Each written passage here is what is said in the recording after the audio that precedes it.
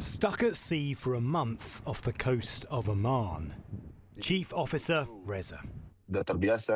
We're used to sailing in dangerous areas, but when a ship was hit by a rocket, the company refused to take the risk, as the insurance company also refused to accept claims for compensation, as they had warned against passage without obtaining permission. Earlier, before ceasefire, there was so many issues raised by the seafarers that there was shortage of the food, and the seafarers was not able to communicate with their family. Reza's going nowhere, and neither, it seems, is the world economy. But Iran is in no rush. The calculation being that compared to the US, it can take more pain. So plenty of time for visiting friends.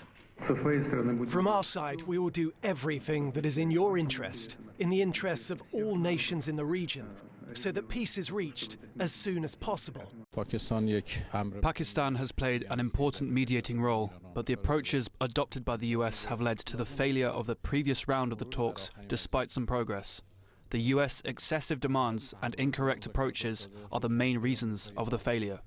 The US expects criticism from Iran, but not one of its biggest European allies. Germany's leader on a school visit, delivering his most stinging criticism of the US since the war began. The Americans clearly have no strategy. This whole affair is ill-considered. I can't see what strategic exit the Americans are now opting for, especially as the Iranians are obviously negotiating very skillfully, or rather, very skillfully not negotiating, and letting the Americans travel to Islamabad only to leave again without any results. A whole nation is being humiliated by the Iranian state leadership. No wonder he's angry. European economies rely heavily on energy imports. It is costing us a lot of money. This war against Iran is having a direct negative effect on our economy and needs to be ended as soon as possible. But not while the war continues.